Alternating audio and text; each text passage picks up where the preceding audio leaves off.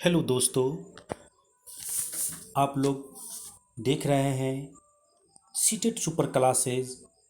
आप लोगों को सीटेट सुपर क्लासेज में स्वागत है। चलिए, आज जो है हम आपको पढ़ाने जा रहे हैं मैथ पैरागोजी। क्या पढ़ाने जा रहे हैं? मैथ पैरागोजी से 15 क्वेश्चन आते हैं, उसके विषय में आज हम पढ़ाएंगे मैथ पैरागोजी के विषय में। तो जितने भी हमारे नए भाई बंधु हैं, हमारे चैनल को सबसे पहले सब्सक्राइब कर लेंगे और बेल आइकन को प्रेस कर देंगे, ताकि जो भी हम आगे की वीडियो डालेंगे तो आपके पास पहुंच पाएगा और आप आगामी सीटेट के एग्ज़ाम में इससे बहुत ही लाभदायक आप लाभ उठा सकते हैं। इसलिए कृपया आप लोग चैनल को सब्सक्राइब कर लेंगे। चलिए, तो आज हम आपको बताने जा रहे हैं मैथ पैरागोजी से। कहाँ से? मैथ पैरागोजी से 15 क्वेश्चन हैं आज हम सेलेक्ट किए हैं, जो ऑनलाइन पैटर्न से 2021 में जो एग्ज़ाम हुआ है ऑनलाइन पैटर्न से, उससे क्वेश्चन लिया गया है। चलिए, आज का क्वेश्चन हमारा पहला क्वेश्चन है, गणित के शिक्षण अधिगम में निम्नलिखित में से कौन सा लक्षण रचनात्मक प्रक्रिया का भाग नहीं है या नहीं है? तो बताइए। पहला क्वेश्चन है, ऑप्शन है कि कक्षा प्रारंभ करते समय विद्यार्थी की पारंपरिक समझ का आकलन करना। दूसरा है अंतर्दर्शी हलों को प्रोत्साहित करना।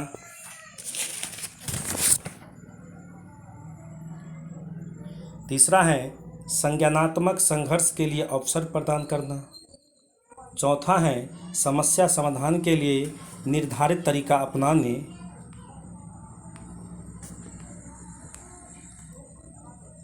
को प्रोत्साहित करना। क्या कहता है?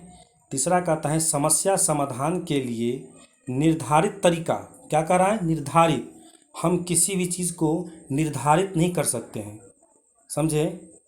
हमको क्वेश्चन भी पूछा है निगेटिव, तो हमारा पॉइंट यहाँ निगेटिव हो जाता है, निर्धारित करना, क्योंकि निर्धारित करना एक निगेटिव पॉइंट हो जाता है। तो हमारा राइट आंसर क्या हो जाएगा? चौथा हो जाएगा सही इसका। ठीक है। कक्षा प्रारंभ करते समय विद्यार्थियों की प्रारंभिक समझ का आकलन करना, ये बिल्कुल सही बात है। अंतर्दर्शी हलों को प्रोत्साहित करना भी सही बात है। संज्ञानात्मक संघर्ष के लिए अवसर प्रदान करना भी बिल्कुल सही बात है। लेकिन हमको नेगेटिव पूछा है, तो यहाँ पर नेगेटिव जो है निर्धारित तरीका, जो हम कह देंगे उसी पे चलना, यहाँ ये तो है नेगेटिव बात हो गया, इसीलिए हमारा राइट आंसर हो जाएगा चौथा। चलिए, अगले क्वेश्चन पर हम क्वेश्चन नंबर जो है 47। बताइए, क्वेश्चन क्या कहता है? गणित के कक्षा में अध्यापक ने निम्नलिखित प्रश्न पूछे। क्या क्या पूछे? दो संख्या ज्ञात कीजिए जिनका योग 8 है। दूसरा पूछा बी नंबर में, उस त्रिभुज को खींचिए जिनका परिमाप कितना है? 50 सेंटीमीटर है। तीसरा कहता है कि 25 के गुणनखंड क्या होंगे। चौथा कहता है कि परिमाप की परिभाषा दीजिए। आप बताइए कि निम्नलिखित में से अध्यापक के लिए प्रश्न पूछे गए हैं वो क्या हैं?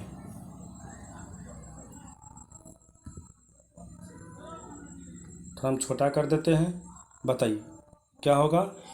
ए में कहता है कि ए और बी मुक्त सिरे वाले प्रश्न हैं और सी और डी बंद सिरे वाले प्रश्न हैं।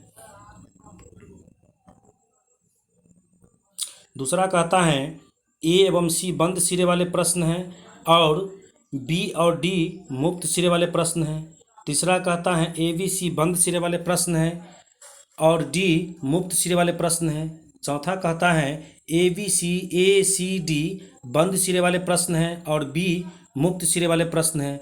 तो बताइए दोस्तों, इस चारों में से कौन सा आंसर हमारा सही होगा? तो प्रश्न जो कहता है वो देखिए कि दो संख्याओं ज्ञात कीजिए जिनका योग कितना है? 8 है। आप बताइए कि यह मुक्त अंत है। क्यों? क्योंकि हम आपको बता रहे हैं, क्योंकि मान लीजिए 8 लाने के लिए हम क्या करेंगे? 4 जोड़ 4 भी लिख सकते हैं, 3 जोड़ 5 भी लिख सकते हैं, और 6 जोड़ 2 भी लिख सकते हैं। तो 8 लाने के लिए बहुत सारा तरीका है। तो ये क्या हो गया, मुक्त अंत वाले प्रश्न हो गया। और दूसरा कहता है कि त्रिभुज को खींचिए जिसका परिमाप 50 है। तो आपको फिक्स कर दिया क्योंकि 50 ही पुराना है। तो ये हो गया बंद अंत वाले प्रश्न। सी कहता है कि 25 के गुणनखंड क्या है। तो 25 का जो है बताते हैं आपको आगे। 25 का गुणनखंड 5 गुने 5 भी हो सकता है, 25 गुने 1 भी हो सकता है। इस प्रकार से इसको बहुत तरीका से लिख सकते हैं।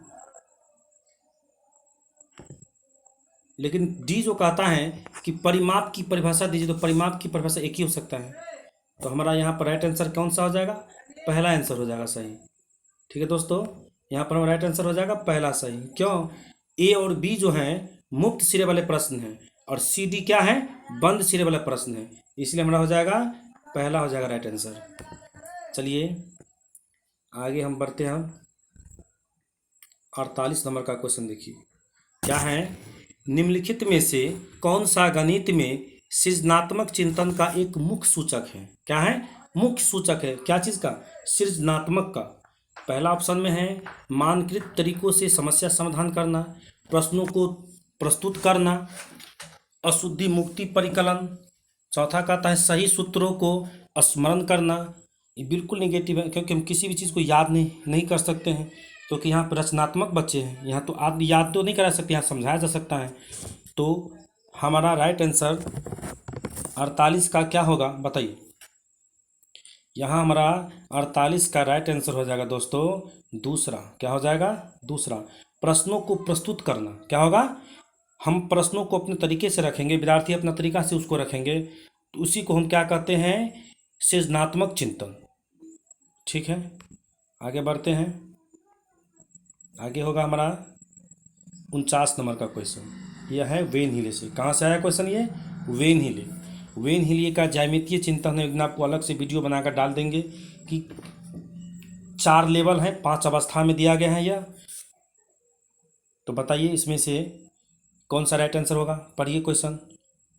वेन हिल की त्रिविमीय यानी द्विक स्थान ज्यामितीय समझ के अनुसार किस स्तर पर बच्चे कि यह स्वीकार करने की संभावना अधिक है कि वर्ग एक आयत भी है।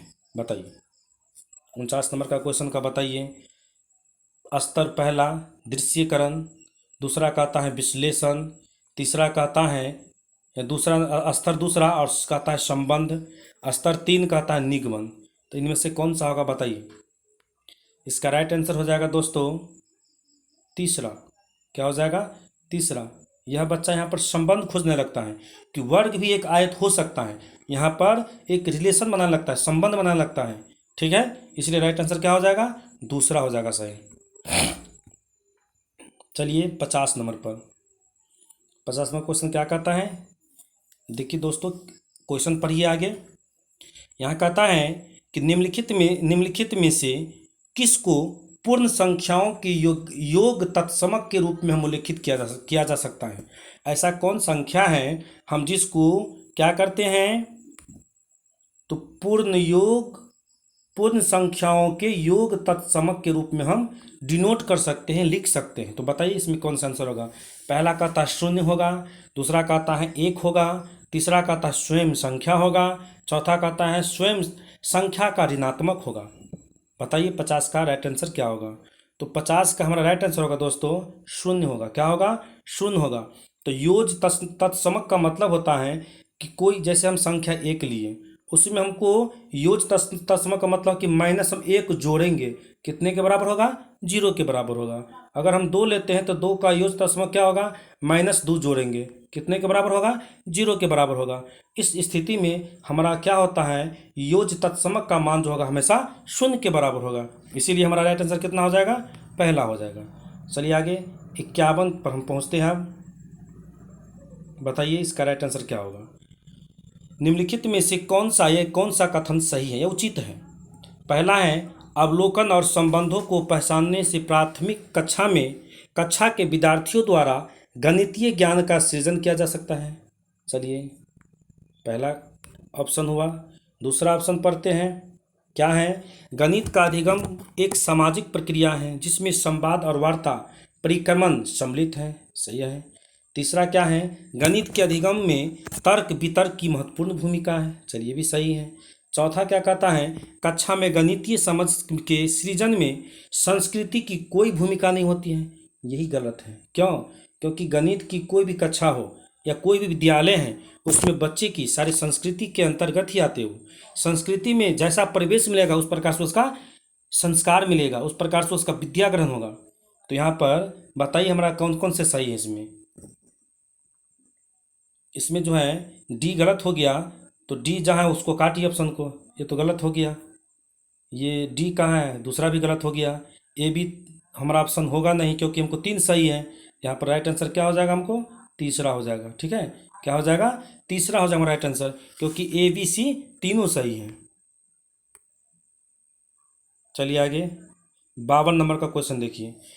प्राथमिक स्तर पर ज्यामितीय पाठ्यक्रम के विषय में निम्नलिखित में से कौन सा या कौन से कथन सत्य है? फिर पूछा कौन सा कथन सही है, या इसमें पूछता सत्य है तो हम सत्य खोजते, सत्य पूछता है तो हम सत्य खोजेंगे। तो इसमें पहला हो जाएगा, पहला ऑप्शन देखिए क्या कहता है। पहला ऑप्शन, ज्यामितीय को 2 आयाम या 2 आयाम आकृतियों जैसे कि वृत्त, वर्ग, त्रिभुज आदि की पहचान तक ही सीमित रखना चाहिए।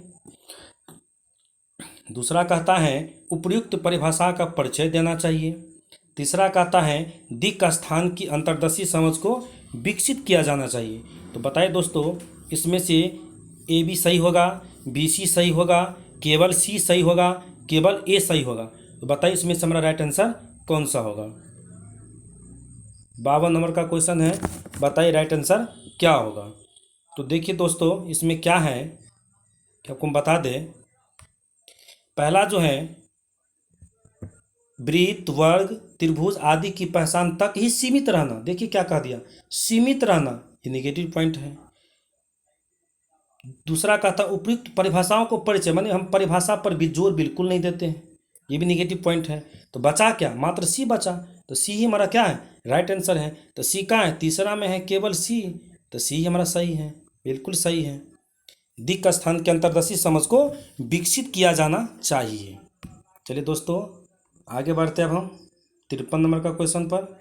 क्या कहता है क्वेश्चन, सो देखिए। सड़क विक्रेता और दुकानदारों द्वारा प्रयोग में लाए जाने वाले गणितीय कौशल और सामर्थ्य के संबंध में निम्नलिखित में से कौन सा कथन सत्य है? एक दुकानदार है और विक्रेता के बीच में संवाद होता है, उसमें कौन सा कथन सही है? सो बताइए। तो पहला देखिए दोस्तों, पहला ऑप्शन में क्या दिया गया है? कक्षा में गणितीय प्रश्नों को हल करने के लिए यह लाभदायक नहीं है। गलत बात है, क्योंकि दुकानदार और विक्रेता के बीच में लाभदायक तो होना चाहिए। दूसरा कहता है वे अस्पष्ट एवं असंगत होते हैं, ये भी गलत है। तीसरा कहता है वे गणित के प्रश्नों को हल करके और वैकल्पिक तरीकों को विकसित करने की सहायता होते हैं, ये तो सही पॉइंट लग रहा है। तो देखिए हमारा राइट आंसर क्या होता है? राइट आंसर हमारा 53 का क्या होगा बताइए दोस्तों। तो इसका राइट आंसर क्या हो जाएगा हमारा? क्या पूछा है? निम्नलिखित में से कौन सा कथन सत्य है? तो सत्य जो पूछा है वह कौन सा होगा हमारा? ऑप्शन सो बताइए। केवल ए बी, केवल बी, केवल ए, केवल सी, तो कौन सा होगा हमारा राइट आंसर बताइए। तो इसका हमारा राइट आंसर जो होगा वह चौथा होगा। क्या होगा? केवल सी ही इसका विकल्प सही है। चलिए दोस्तों हम आगे बढ़ते हैं। आगे हम 54 नंबर के क्वेश्चन पर पहुँचे हैं। अब बताइए कि इसका क्या सही होगा। निम्नलिखित में से कौन से क्रियाकलाप द्वारा विद्यार्थियों में त्रिबिंब विवेचन, किसका? त्रिबिंब विवेचन यानी दिक् संबंधी विवेचन विकसित होने की संभावना न्यूनतम है? क्या है? न्यूनतम। न्यूनतम का मतलब था कम, और कम का मतलब निगेटिव। तो निगेटिव इसमें सोचिए कि कौन सा ऑप्शन होगा निगेटिव हमारा। तो निगेटिव कौन सा होगा? पहला ऑप्शन देखिए, आंकड़ों को निरूपित करने के लिए चित्रलेख खींचना। दूसरा कहता है 10 ग्राम पहेली पर कार्य करना। चौथा कहता है विभिन्न ठोस आकृतियों के नेट को पहचान करना। चौथा कहता दी गई आकृतियों को सीमित या सम्मित अक्षरों को पहचान करना। तो बताइए दोस्तों इसमें से राइट आंसर क्या होगा 54 का। तो दोस्तों देखिए इसका राइट आंसर जो हमको लग रहा है वह आपका राइट आंसर होगा पहला। क्या होगा?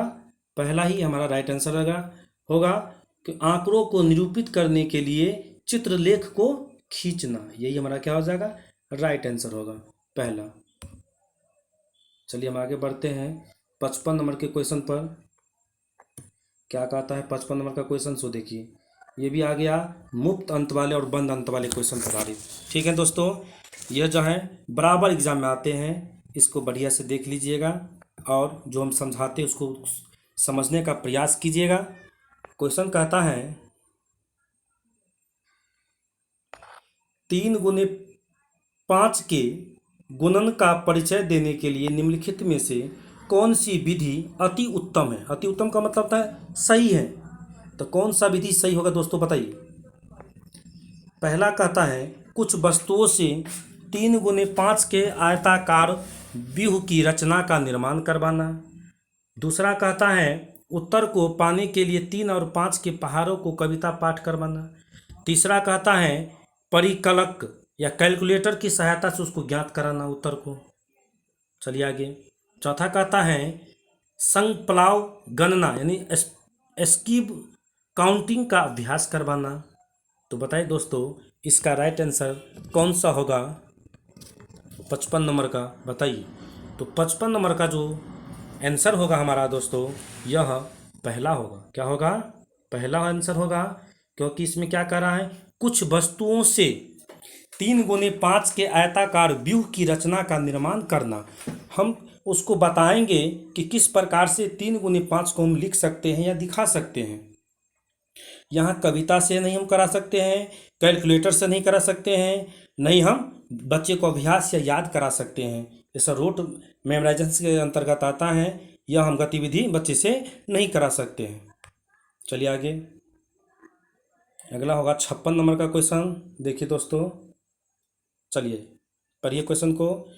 विद्यार्थियों को गणितीय संक्रियाओं पर आधारित समस्याओं का समाधान करना सिखाने के लिए निम्नलिखित में से कौन सा कथन संतोषजनक नहीं है? यहाँ क्या पूछ दिया? नहीं है, यानी कि सत्य कथन नहीं है। तो सत्य कथन कौन सा नहीं है बताइए, इसमें से ऑप्शन छांटिए कौन सा होगा। पहला कहता है चुनी गई समस्या वास्तविक होनी चाहिए। दूसरा कहता है छोटी संख्या वाले सरल उदाहरणों को पहले लेना चाहिए। तीसरा कहता है विद्यार्थियों को कलन विधि यानी एल्गोरिदम के चरण समझने के लिए मूर्त सामग्री की सहायता ली जा सकती है। चौथा कहता है प्रश्नों को हल के लिए केवल एक विशेष प्रकार की प्रणाली पर महत्व दिया जाना चाहिए। 56 का राइट आंसर बताइए दोस्तों। यहाँ पूछा है निगेटिव, तो निगेटिव जब नहीं पूछेगा तो खोजिए कि किस ऑप्शन में केवल दिया है। तो केवल तो मात्र एक ही ऑप्शन में दिखाई दे रहा है हमको, चौथा में। तो यही हमारा क्या हो जाएगा? निगेटिव आंसर है। यही निगेटिव पूछा है तो ये हमारा क्या है? राइट आंसर होगा। चलिए दोस्तों आगे बढ़ेंगे। अब हम 57 नंबर के क्वेश्चन में पहुंचे हैं। अब हम बताइए इसका आंसर क्या होगा। निम्नलिखित कथनों में से किसमें संख्या 4 का प्रयोग गणन संख्या भाव में हुआ है? बताइए।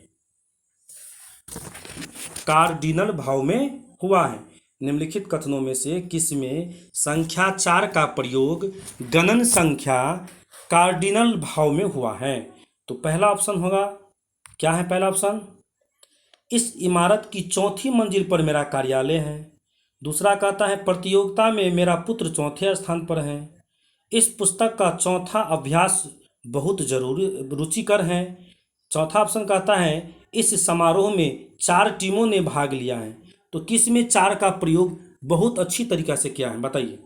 तो यहाँ पर चौथी चौथी चौथी तीनों हमारा क्या हो गया? कट गया। यहाँ पर 4 का प्रयोग मात्र चौथा ऑप्शन में किया गया है। इस समारोह में 4 टीम, कितना टीम? 4 टीमों ने भाग लिया है। तो 4 का अच्छी तरह से वर्णन करता है, इसलिए राइट आंसर चौथा होगा। चलिए दोस्तों आगे बढ़ेंगे। अब हम 58 नंबर का क्वेश्चन देखिए क्या कहता है। शुद्ध कथन को पहचानिए। शुद्ध कथन को पहचानिए। एक संख्या से के दूसरी से गुना करने पर उसका मान सदैव बढ़ जाता है। आगे बढ़ेंगे हम। एक संख्या को दूसरी से विभाजित करने पर उसका मान सदैव कम हो जाता है। सी कहता है एक संख्या को 10 से गुना करने पर उसके इकाई के स्थान का सदा शून्य होगा। चौथा कहता है कि गुणनफल भागफल का प्रतिलोम होता है। तो बताइए इसमें से कौन सा हमारा सही होगा? ए बी सही होगा, या दूसरा में कहता है सी डी सही होगा, तीसरा में कहता है केवल सी सही होगा, चौथा में कहता है केवल डी सही होगा। तो बताइए दोस्तों इसमें से हमारा राइट आंसर कौन सा होगा? 58 का आप लोग बताने का थोड़ा जल्दी में आंसर देने का प्रयोग करेंगे। चलिए 58 का जो आंसर होगा हमारा केवल डी सही होगा। क्या होगा? केवल डी सही होगा। गुणनफल, पूरे क्वेश्चन को लाने दीजिए सर। गुणनफल भागफल का क्या होता है? प्रतिलोम होता है। इस बात को याद रखेंगे सर, ठीक है। तो ये जो हमारा होगा राइट आंसर चौथा होगा। चलो आगे बढ़ेंगे।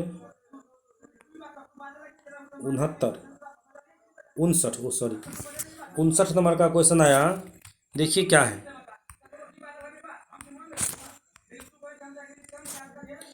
निम्नलिखित में से शुद्ध कथन को पहचानिए।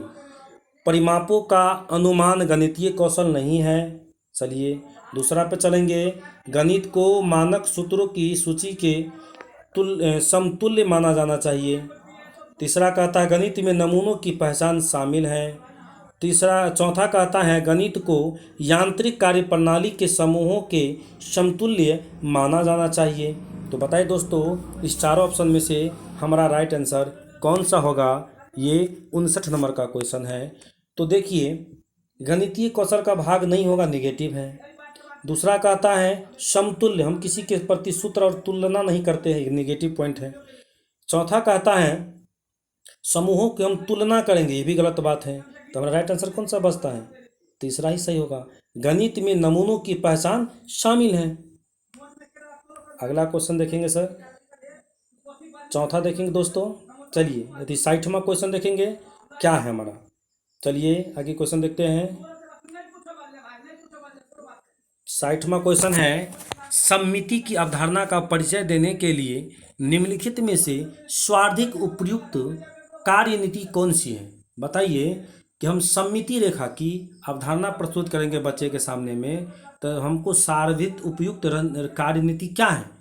अगर मान लीजिए क्या है सममिति रेखा क्या होता है, ये x लिखा है तो x का सममिति कहेगा तो हम ऐसे खींच सकते हैं या ऐसे खींच सकते हैं, यानी ऐसा पार्ट बांटेंगे कि दोनों साइड बराबर हो जाएगा, तो ये सममिति रेखा होता है। x वाला क्वेश्चन तो बहुत बार पूछा है एग्जाम में। देखिए इसमें क्या होता है ऑप्शन। पहला कहता है कि बच्चों को पेपर मोड़ने वाले क्रियाकलाप कराए जाएं, ठीक है। दूसरा कहता है अवधारणा की स्पष्ट परिभाषा दे, परिभाषा तुमको देना ही नहीं है। बच्चों को वाद विवाद में सम्मिलित किया जाए। चलिए बच्चों को वर्गों और आयतों के निरीक्षण के लिए प्रोत्साहित किया जाना चाहिए, ये भी सही लग रहा है। चलिए देखते हैं आगे कौन आंसर इसका होता है।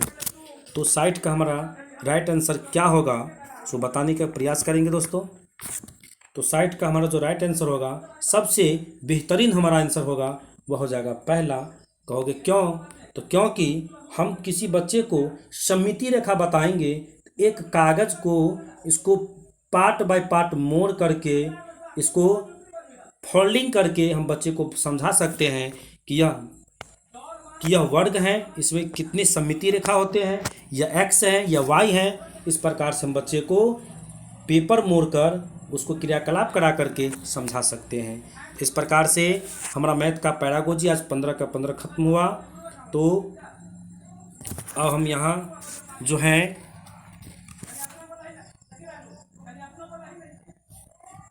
अब इससे आगे जो प्रश्न होंगे हम अगले वीडियो में देंगे आपको दोस्तों। चलिए दोस्तों जितने भी हमारे दोस्त बंधु हैं, आप लोग हमारे चैनल को सब्सक्राइब करेंगे और बेल आइकन को प्रेस करेंगे ताकि जो भी नए वीडियो हम डालें जो आपके पास पहुंच सकता है। ठीक है दोस्तों, तो धन्यवाद, आप लोगों से हम विदा लेते हैं।